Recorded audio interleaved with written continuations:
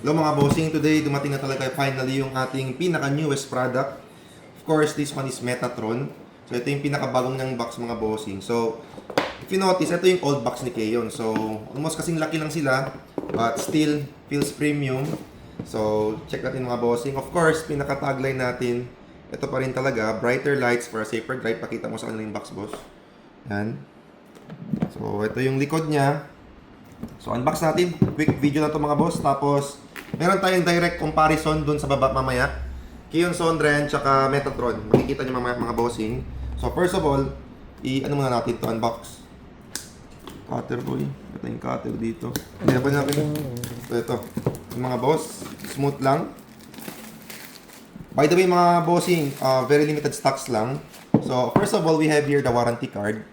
So, sa warranty card, pinaka-importante nakalagay dyan, 60 months warranty, 5 years. Ganun kahaba siya mga bossing ha. Yan, Metatron. So, ito na pinaka-exciting part. Unbox natin. You know, smooth na smooth guys oh.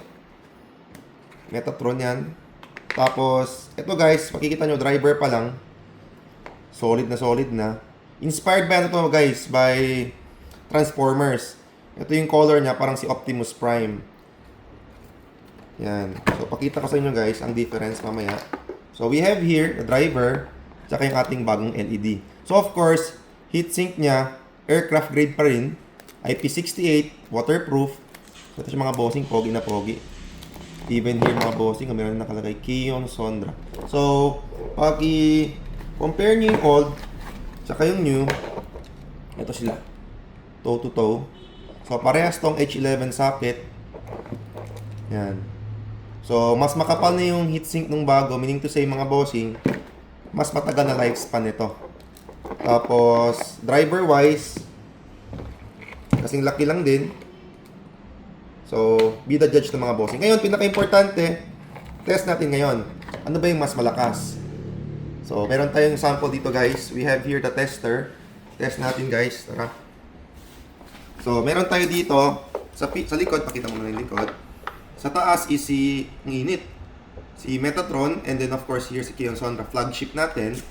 So test natin guys ha. Meron tayo dito ang tester guys, pang detect kung ilang yung lumens niya, yung lux. So sa taas guys, ito yung reading niya kung nakikita nyo. Tapos sa baba, ito. So even kami guys, di pa talaga namin masabi kung ano yung mas malakas dito. So for now, based sa video na to guys, ito lapit natin. Ito sa pader. So, kaya na maging judge guys. Be the judge kung ano yung mas malakas dyan. So, by the way mga bossing, meron tayong stock dito. Ito si Metatron. So, very limited stocks lang yung iba guys. Andun. Kakarating lang. So, message lang kami sa page guys for reservation. Peace. Ito.